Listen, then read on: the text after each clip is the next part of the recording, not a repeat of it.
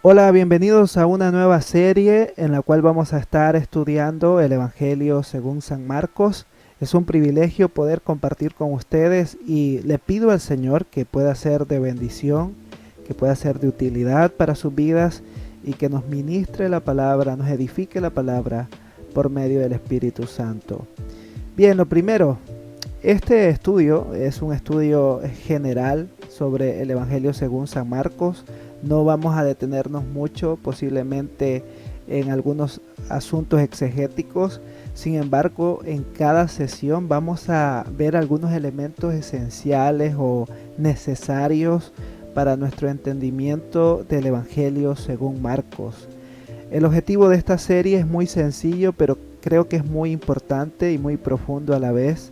Y es que cada uno de ustedes sean motivados a estudiar las Escrituras y a conocer más a nuestro Señor Jesucristo.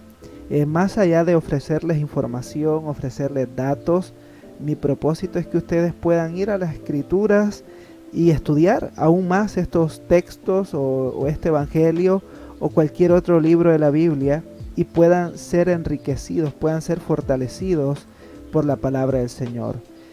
Pero en este caso, en esta serie de videos que vamos a estar tratando, vamos a hablar sobre Marcos, sobre este evangelio tan pequeño en relación a los otros, pero que nos está diciendo muchísimo sobre Jesucristo. Así que, ¿quieres conocer más sobre el evangelio según Marcos? Únete conmigo y empecemos esta noble tarea, la cual nos resta mucho camino sin duda alguna. Bien, lo primero que vamos a hacer es que antes de estudiar el libro de Marcos, lo que necesitamos es leerlo. Obviamente, usualmente nosotros cuando hacemos estudios bíblicos tendemos a pensar que no es necesario leer el Evangelio o la carta o el libro, sino únicamente acercarnos así tal cual. Sin embargo, muchos estudiosos de hermenéutica o de estudios bíblicos recomiendan, y es lógico, que leamos por lo menos unas 2 veces o 3 veces el libro completamente. Si es posible hacerlo de una sola vez, pues adelante, pero si no, puedes ir programando sesiones de lectura de manera que tu mente pueda reconocer la estructura o la forma o las historias que están inmersas en este evangelio. Así que si nunca has leído el Evangelio de Marcos, te invito a que puedas hacerlo al menos una vez en la traducción que te parezca mejor. Ya puede ser la Reina Valera, puede ser la Biblia de las Américas, la nueva versión internacional, con la que te sientas más cómodo y la que tengas a mano, por supuesto. Y luego de haber leído Marcos por lo menos una vez, necesitamos conocer algunos datos generales sobre el Evangelio según Marcos. Y de esto vamos a hablar en esta primera sesión. Así que puedes programar en lo que resta de la semana cómo leer o en cuánto tiempo vas a leer el Evangelio según Marcos, y estos datos te van a servir como trasfondo para tu lectura. Bueno, continuemos. Generalidades sobre el Evangelio según Marcos. Cuando hablamos de generalidades, nos referimos a datos que hablan o que nos dan una estructura, un marco sobre lo que trata el escrito. Y en este sentido es necesario reconocer quién es el autor del Evangelio. Si bien es cierto, nuestras Biblias dicen el Evangelio según Marcos o según Mateo o Lucas, sin embargo, nosotros no encontramos que el autor se identifique a sí mismo como el autor, ¿no? Esto es algo que puede causar un poco de sorpresa en algunos. Sin embargo, aunque el autor no es mencionado como tal o no se identifica como tal, a diferencia de las cartas de Pablo, por ejemplo, ha sido el testimonio de la iglesia que ha reconocido a estos personajes como autores de tales libros. En ese caso nosotros podemos encontrar que hay padres de la iglesia que han reconocido por medio del testimonio oral que estos autores que ahora nosotros tenemos ahí como Marcos, Lucas, Juan, Mateo, así ha sido y se reconoce de esta manera. Allen Black, en su comentario de Marcos, escribe que el autor del Evangelio de Marcos no se indica dentro del texto mismo. Sin embargo, la comprensión tradicional del autor está respaldada por el título y por los primeros escritores cristianos. Los títulos de los evangelios se encuentran por primera vez en manuscritos antiguos que datan de finales del siglo II o principios del siglo III.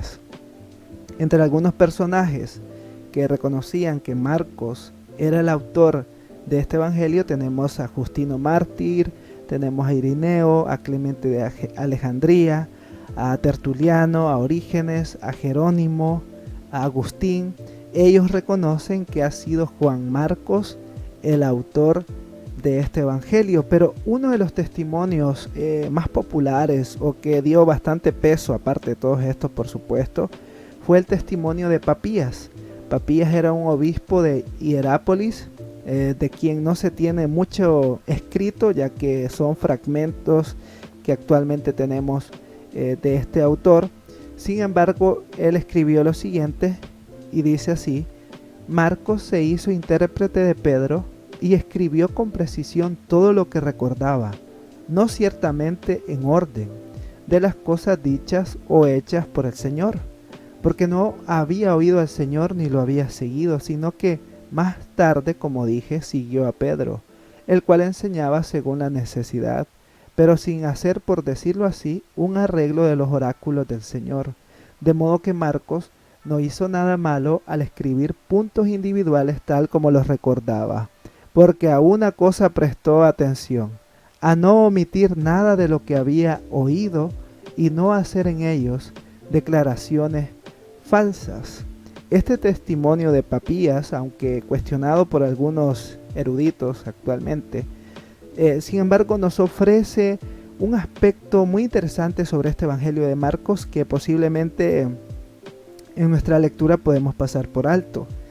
Y es que, según la historia, Marcos recoge en su Evangelio gran parte del testimonio apostólico de Pedro. Aquí algunos me van a decir, bueno, pero la Biblia no nos dice eso. Pero tenemos la fuente histórica que nos está hablando sobre este asunto. Y debemos ser claros, debemos ser fieles y reconocer que el elemento histórico está inmerso en el texto de las Escrituras. De modo que Papías está diciendo que mucho de lo que encontramos en el Evangelio según Marcos es testimonio del apóstol Pedro, y Pedro fue uno de los discípulos más cercanos a nuestro Señor Jesucristo. Y alguien podría demeritar entonces que esto no es inspirado, como si es un testimonio de Pedro, no vemos aquí la inspiración de Dios. Sin embargo, eso sería una falacia, ya que al menos si lo vemos de esta manera congruente, si reconocemos que Pedro da testimonio de Jesucristo, este testimonio es dirigido por el Espíritu Santo, porque el Espíritu Santo estaba sobre la iglesia y obviamente sobre el apóstol Pedro, y es el Señor mismo quien dirige todos estos asuntos para la edificación de su cuerpo, es decir, la iglesia, y para gloria de su nombre. Entonces no hay una contradicción, sino más bien un complemento entre la obra del hombre, es decir, Juan Marcos recopilando el testimonio del apóstol Pedro, y el Espíritu Santo dirigiendo a la iglesia o a los escritores a que esta recopilación fuese la mejor, ¿no? O fuese la necesaria para la edificación de la iglesia. En su comentario, Carlos Morris, el comentario bíblico del Continente Nuevo, Carlos Morris, dice: esto explicaría por qué algunos lo han llamado el Evangelio de Pedro, así como otros llaman a Lucas el Evangelio de Pablo.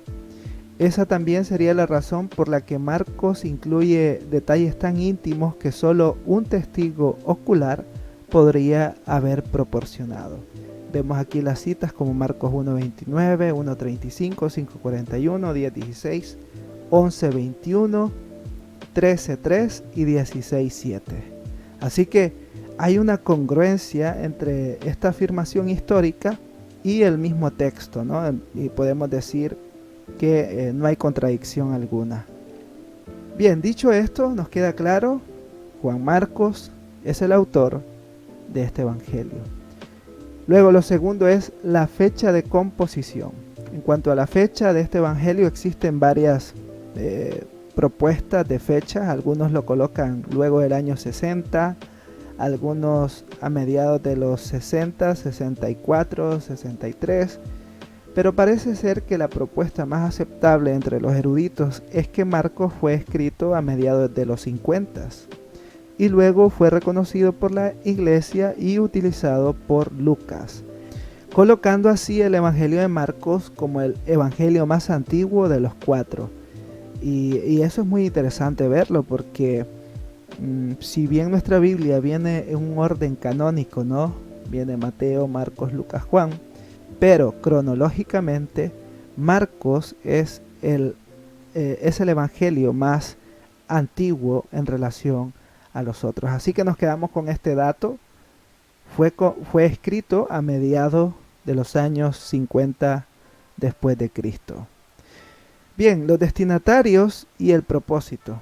Los libros de la Biblia tienen como un fin comunicar un mensaje a un destinatario original.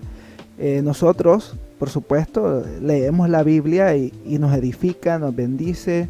La palabra del Señor obra en nuestra vida a través del poder del Espíritu Santo. No obstante, este mensaje, estos libros, estas cartas, fueron escritos originalmente para una persona o para una comunidad de creyentes. En el caso del Evangelio según Marcos, es muy probable que haya sido escrito a lectores gentiles, probablemente en Roma, es decir, una iglesia o un grupo de creyentes en Roma. Algunos indicios de esto lo podemos ver cuando el escritor usa latinismos, como en el capítulo 4, versículo 21, 12, 14, 15, 15, y vemos también que el autor hace traducciones de arameo. Esto es para los lectores que no son judíos, obviamente, como en capítulo 5, versículo 41, capítulo 7, versículo 11. Entonces está escribiendo mayormente, o mejor dicho, está escribiendo a una comunidad mayormente de gentiles en Roma. En cuanto a esto, también Carlos Morris escribe que también en razón de sus receptores originales hay omisiones que por ser de carácter eminentemente judío no eran apropiadas para sus lectores. Solo en 2 ocasiones, en Marcos 1, 2, 3, 15, 28, hace referencia a profecías del Antiguo Testamento.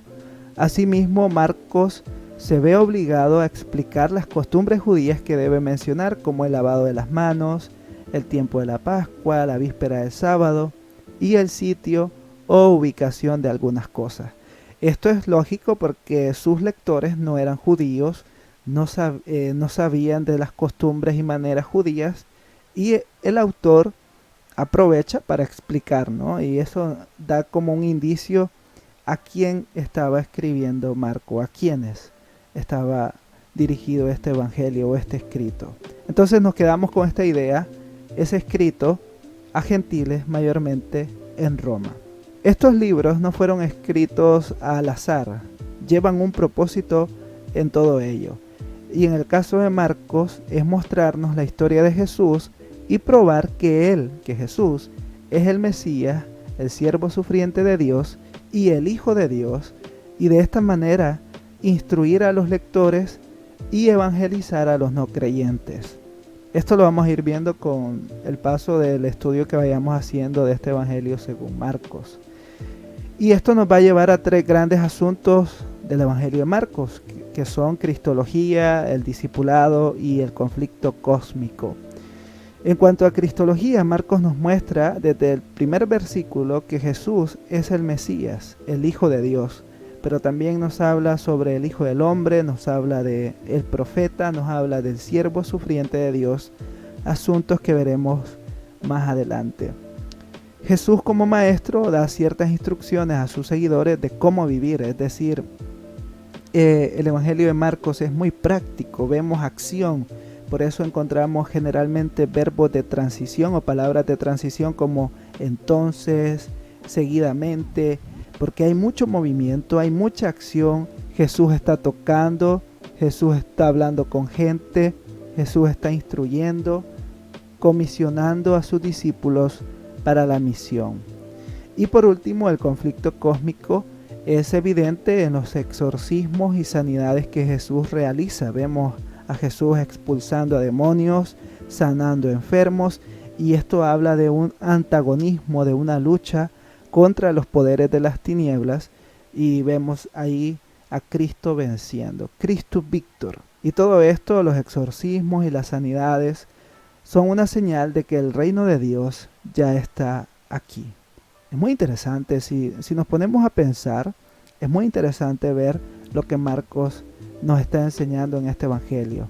De modo que hemos visto hasta acá 3 asuntos: quién es el autor, la fecha de composición, los destinatarios y el propósito del evangelio. Con estas pequeñas cosas ya tenemos un trasfondo para acercarnos al texto y tratar e ir estudiando, ¿no? Tratar de comprender qué es lo que el autor nos está mostrando y tratar de asimilar el mensaje para nuestras vidas.